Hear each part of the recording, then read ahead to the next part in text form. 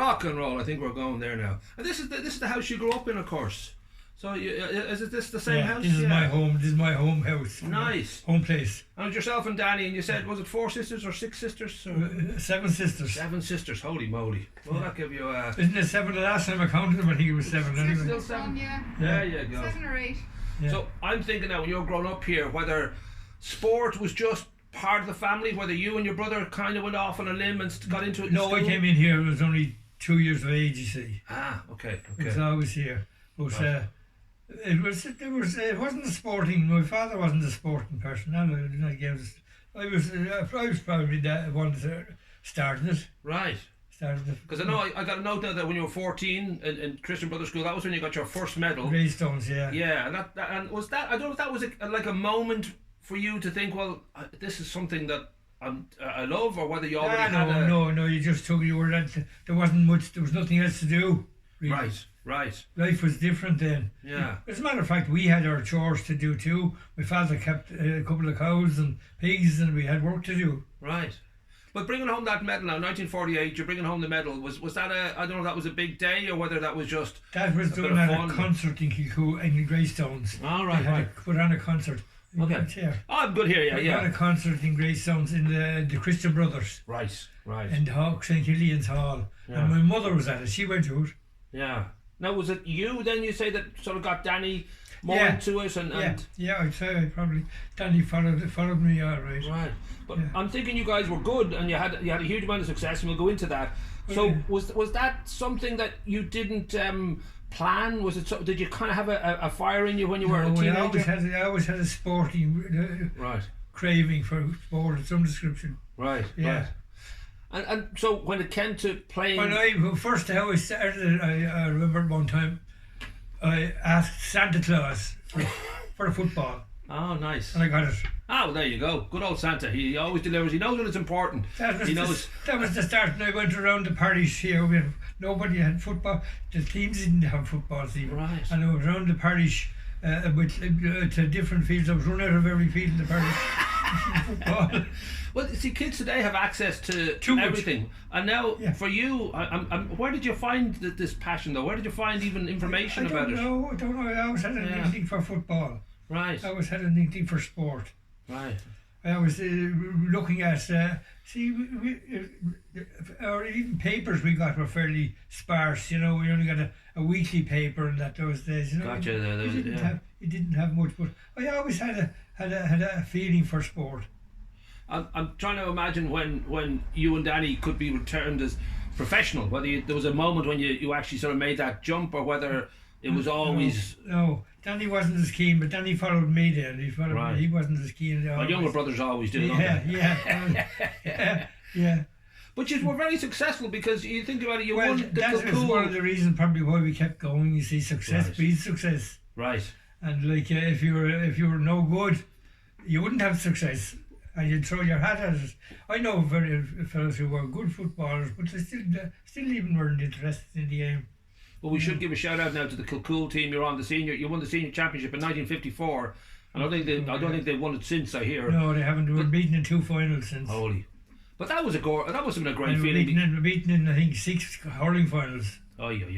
And without winning one at all.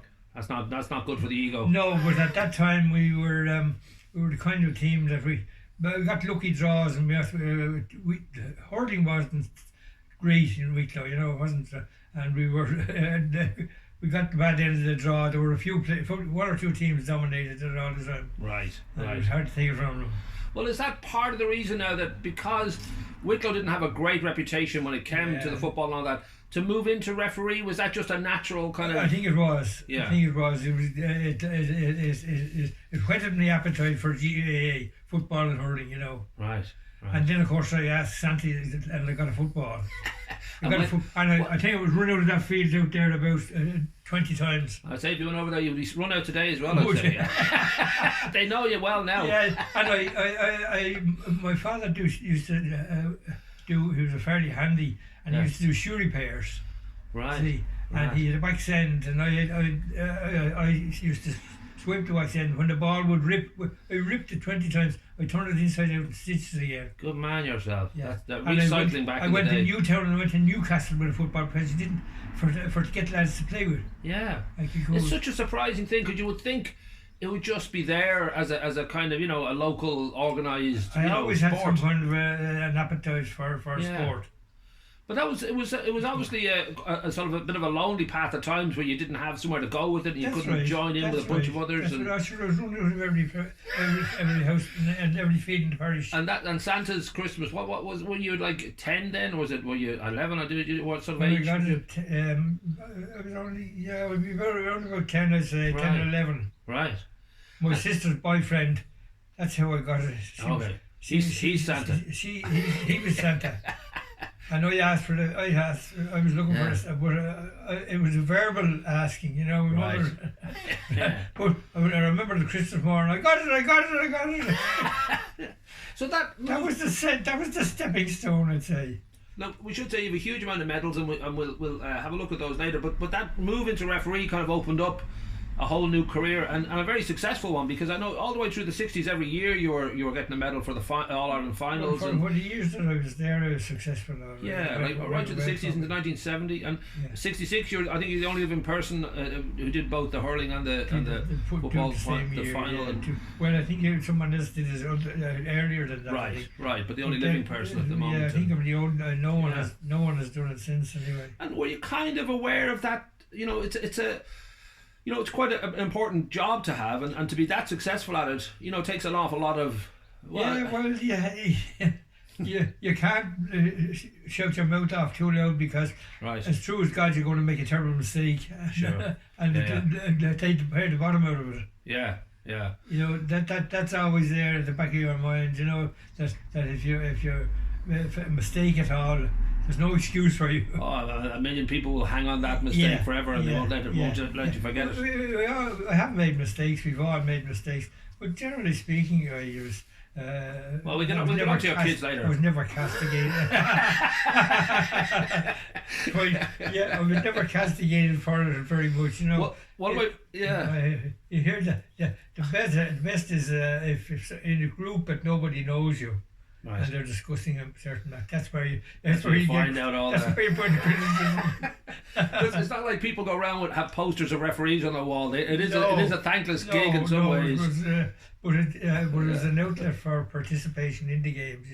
Yes. And you said to me the other day. Now, of course, you would have rather been playing, you know, but it's just the reality of it was that you didn't have a team that were going to be active enough. And well, I started as a player, and that wasn't my draw for playing. But then I was lucky enough to be successful as a referee. Right. And it transferred some of it over there. And did that come about because you chased it, or did someone say it to you that you'd be, you know the game, you love the game? I think I became a referee for the simple reason that I wanted greater participation in the game. Right. And that those games, those years, the game wasn't as popular or as big as it is today. Right.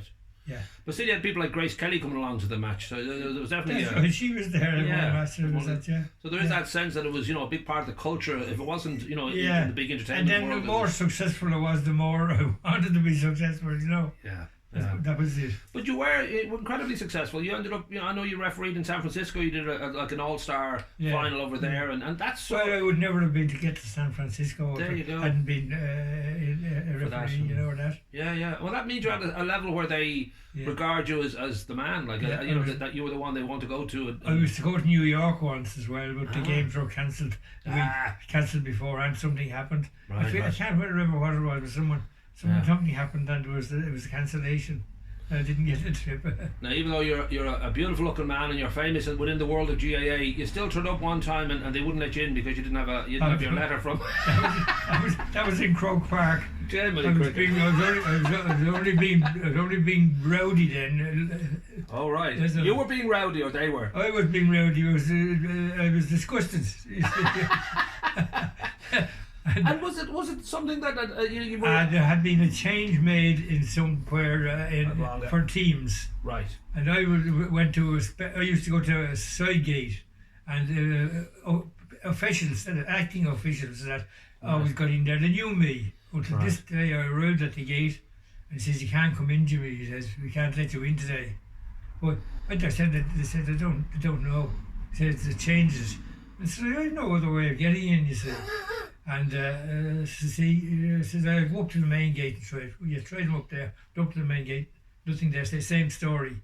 "We can't let you in. We have to have a pass. We have to have a pass." So I come back down and he says, "Well, I'm sorry." He says, "I can't do anything about it." And next thing, story went out to the referee. The first match, there were 2 matches, I think. The first match was over. There was no referee for the second match in Croke Park. Story went, "He's outside the gate and can't get in."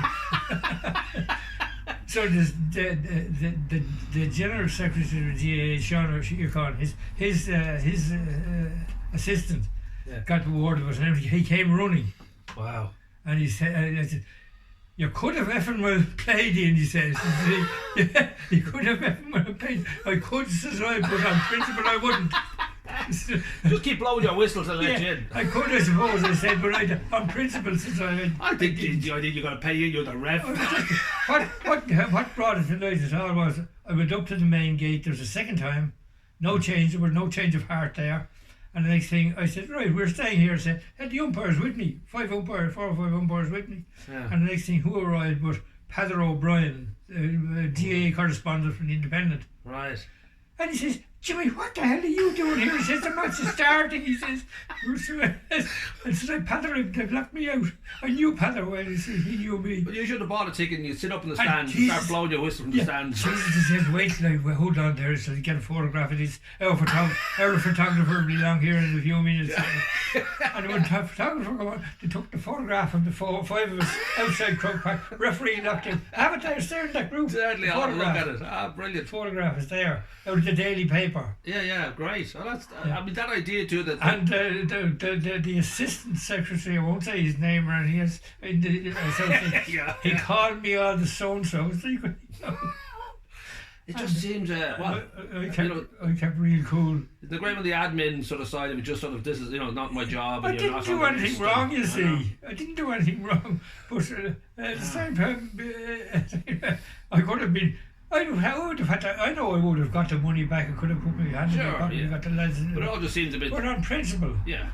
And I went from one gate. "No, you can't come in here.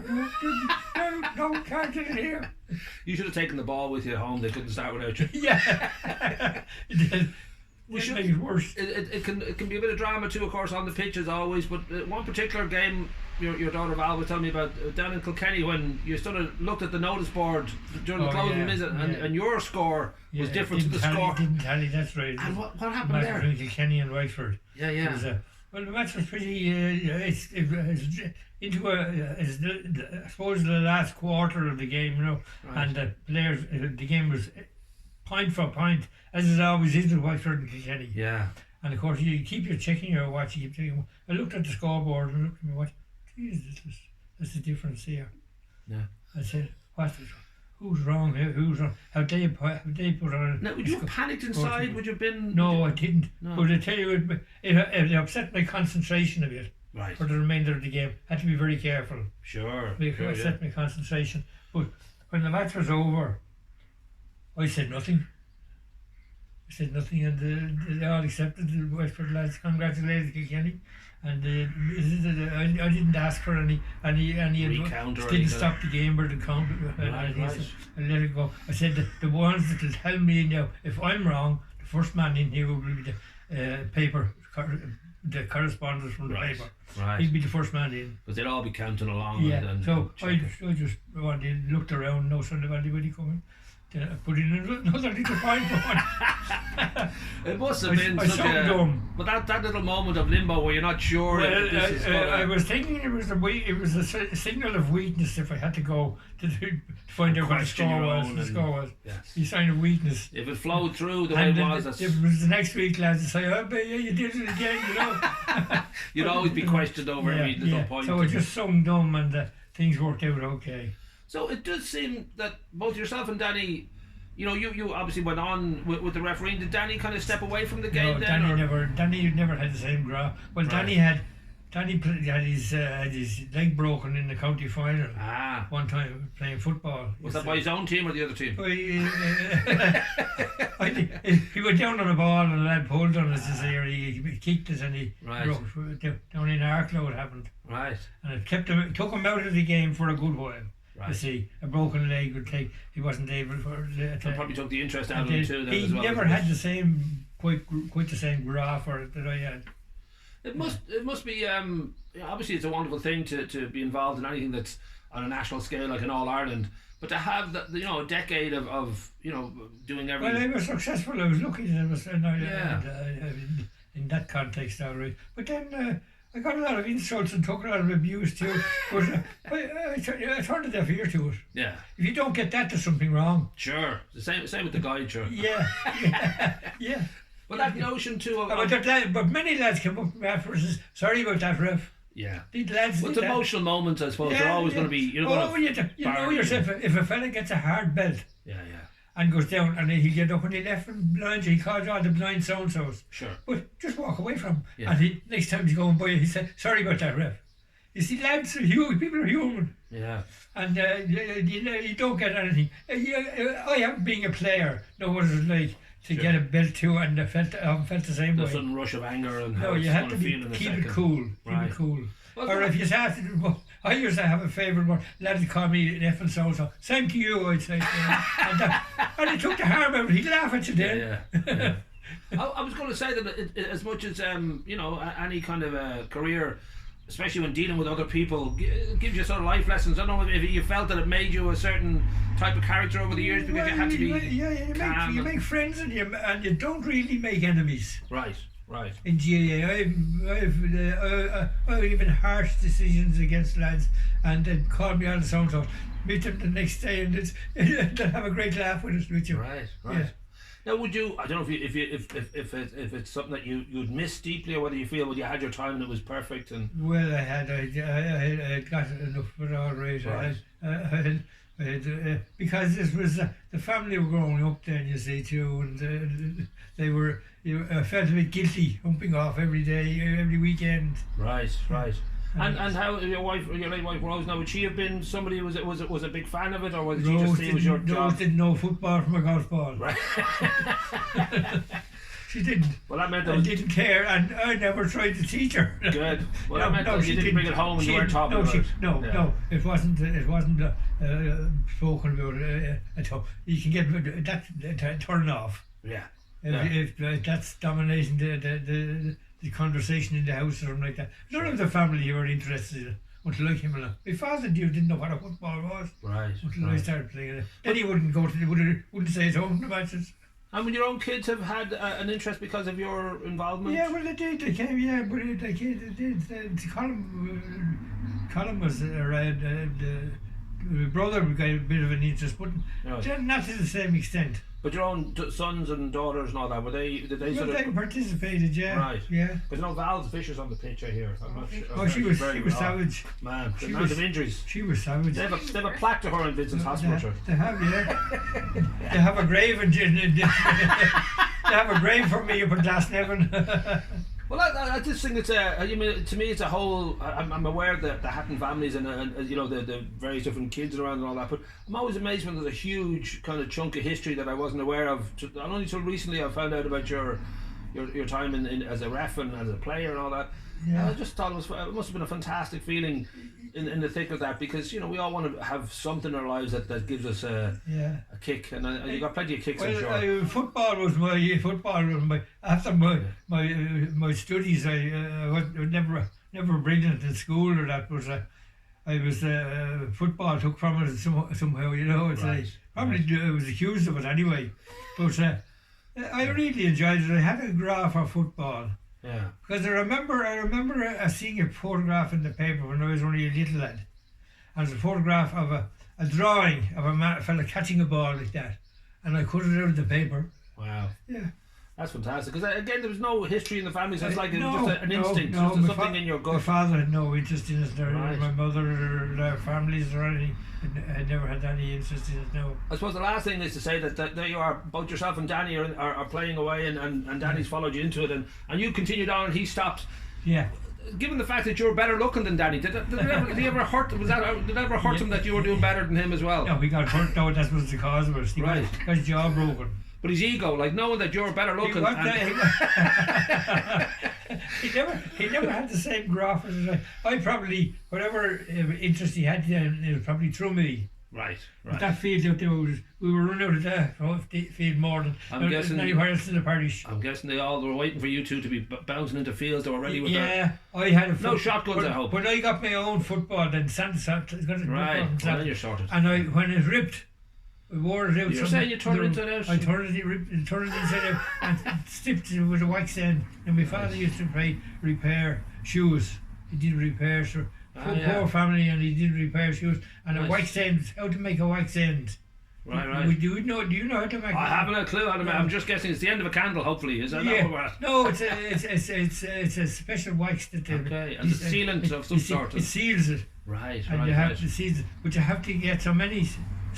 Hemp is called. It comes in a big ball. Right. And you have to roll that, and you roll it you don't just cut it. A lot of hemp being rolled around here still, I think. Yeah. You don't cut it. Right. You roll it. Okay. Which narrows it, and you just pull it the other part. Which means you have a pint for and you do it. And do you heat it or something? Do you have to heat it or something? Does it melt into it, or is it just? You can have you heat the hemp if it's very, but it'll heat with the heat with your hand. Okay, all right, there you go. It's just soft to be too much. And what about today? Now, do you play much sport today? Sport, looking at them, dodging. That's enough. Yeah, I suppose. No, I'm interested in sport. I read.